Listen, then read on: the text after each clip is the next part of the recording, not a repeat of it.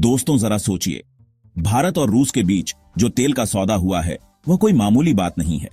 यह सौदा ऐसा है जैसे किसान के सूखे खेत में अचानक पानी आ जाए। रूस की सरकारी कंपनी रसनेफ्ट ने भारत के साथ 13 अरब डॉलर का तेल समझौता किया है। मतलब अगले 10 सालों तक हर दिन 5 लाख बैरल्स कच्चा तेल भारत आएगा। अब सोचने वाली बात यह है कि रूस पर पहले से ही पश्चिमी देशों ने सख्त पाबंदियां लगा रखी हैं। फिर भी रूस ने भारत से इतना बड़ा सौदा क्यों किया? और क्या इससे भारत पर भी कोई असर पड़ेगा? क्या अमेरिका या बाकी पश्चिमी देश भारत पर भी दबाव बनाएंगे? दोस्तों, दुनिया में तेल की कीमतें और सप्लाई बड़ी नाजुक चीज है। अगर कहीं थोड़ी भी हलचल हो जाए तो पूरे बाजार में उथल पुथल मच जाती है। जैसे खेत में एक कोने में आग लगे तो पूरे खेत का नुकसान हो जाता है। अब बात आती है अमेरिका की। अमेरिका में डोनाल्ड ट्रंप फिर से राष्ट्रपति बन रहे हैं। उनके फैसले इस सौदे पर क्या असर डाल सकते हैं? क्या वह भारत और रूस के बीच बढ़ती दोस्ती से नाराज होंगे? सोचिए, अगर भारत को सस्ता तेल मिलेगा तो फैक्ट्रियों में काम तेजी से चलेगा, गाड़ियां सस्ते तेल से दौड़ेंगी और देश की अर्थव्यवस्था और भी मजबूत होगी। मगर अगर अमेरिका या पश्चिमी देश नाराज हुए तो क्या होगा? यह सौदा सिर्फ तेल का नहीं है दोस्त, यह भारत की आर्थिक ताकत और भविष्य की तरक्की से जुड़ा है। रूस की भी मजबूरी है कि वह नए ग्राहक ढूंढे और भारत सबसे बड़ा खरीदार बनकर सामने आया है। मगर सवाल यह है कि इस डील का असर उन देशों पर क्या होगा जो पहले से ही तेल बाजार में मजबूत हैं। अब जरा ओपेक और ओपेक प्लस देशों को समझिए। ओपेक में 13 बड़े देश हैं, जैसे सऊदी अरब, ईरान, इराक, वेनेजुएला और अफ्रीका के कई देश। लेकिन जब इसमें रूस, कजाकिस्तान, अजरबैजान, ओमान जैसे देश जुड़ गए तो यह बन गया ओपेक प्लस। रूस यहां भी बड़ा खिलाड़ी है, मगर अब रूस ने एक नया दांव चला है। भारत से सीधी डील कर ली है। इसका सीधा असर यह होगा कि भारत अब वो तेल रूस से लेगा जो पहले यूएई जैसे देशों से लेता था। तो सोचिए, इन ओपेक प्लस देशों की कमाई पर कितना बड़ा असर पड़ेगा। अब आगे देखते हैं कि इस सौदे से वैश्विक तेल बाजार में कौन सी नई चालें चलने वाली हैं। दोस्तों, अब जरा सोचिए, जो तेल भारत पहले सऊदी अरब से खरीदता था, अब वह सीधे रूस से ले रहा है। क्या यह बात ओपेक प्लस देशों को रास आएगी? बिल्कुल नहीं। इसका सीधा असर इन देशों के आपसी रिश्तों पर पड़ेगा। उनके बीच अब एक खिंचाव साफ दिखाई देने लगा है। अब तो बाजार में मुकाबला भी पहले से कहीं ज्यादा तेज हो गया है। इसकी एक बड़ी वजह है चीन की अर्थव्यवस्था में आई सुस्ती। जब चीन जैसे बड़े देश में आर्थिक मंदी आती है तो वहां तेल की मांग भी घट जाती है। ऐसे में मिडिल ईस्ट के देशों के पास तेल का बड़ा भंडार तो है, लेकिन खरीदार कम हैं। अब सोचिए, बेचेंगे तो किसे? भारत ही आज दुनिया का सबसे बड़ा बाजार है और हर देश चाहता है कि भारत में उनकी पकड़ मजबूत हो। लेकिन यहां रूस ने बाजी मार ली। भारत ने भी रूस से हाथ मिला लिया क्योंकि सस्ते दाम पर तेल मिल रहा है। इस डील के तहत रिलायंस को फ्रेट कार्गो कच्चे तेल के मिलेंगे और साथ ही 3 फ्यूल ऑनल कार्गो सीधे जामनगर रिफाइनरी में आएंगे। आसपास बना हुआ है तो भले ही पश्चिमी देशों ने पाबंदियां लगाने की हर मुमकिन को कोशिश की हो, लेकिन रूस की कमाई टस से मस नहीं हो रही। हां, इन पाबंदियों का असर कहीं और दिख सकता है, जैसे तेल की सप्लाई और उसके ट्रांसपोर्टेशन पर।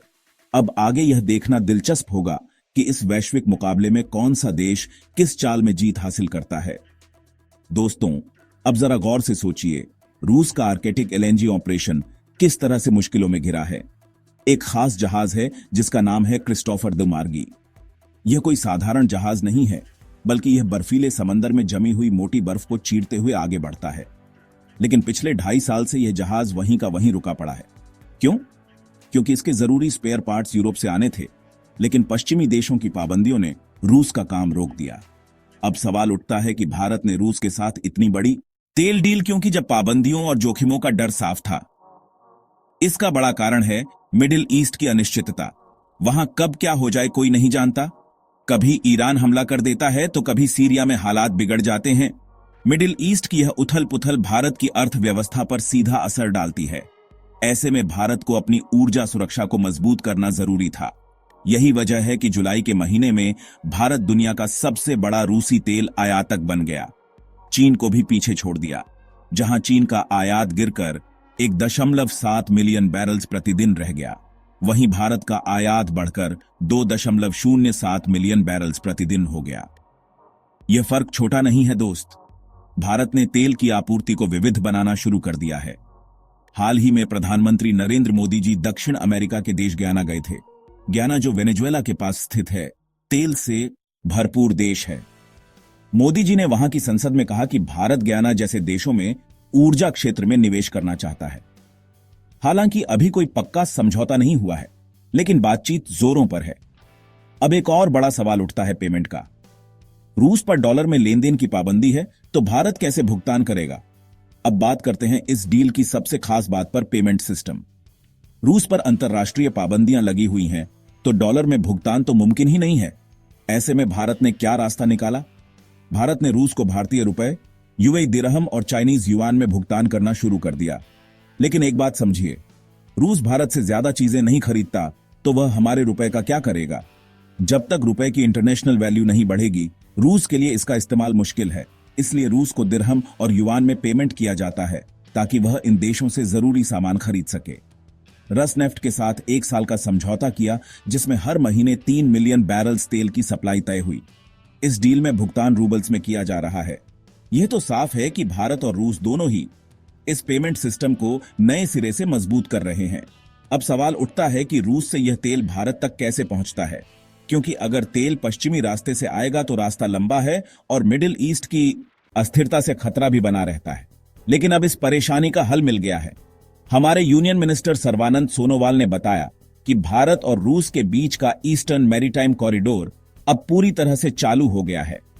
इस रूट के जरिए रूस के व्लादिवोस्टॉक से तेल, धातु और कपड़े जैसे सामान सीधे चेन्नई तक आ रहे हैं। अब सोचिए, इस रास्ते से दूरी सिर्फ 5,600 किलोमीटर है, जबकि पश्चिमी रूट से 8,000 किलोमीटर से ज्यादा का सफर करना पड़ता था। वहां से माल भारत पहुंचने में 35-40 दिन लगते थे, लेकिन नए रास्ते से यह सफर अब केवल 24 दिनों में पूरा हो जाएगा। यानी समय भी बचेगा और खर्चा भी। यह रणनीतिक बदलाव भारत की ऊर्जा सुरक्षा और व्यापार को नई ऊंचाइयों पर ले जाएगा।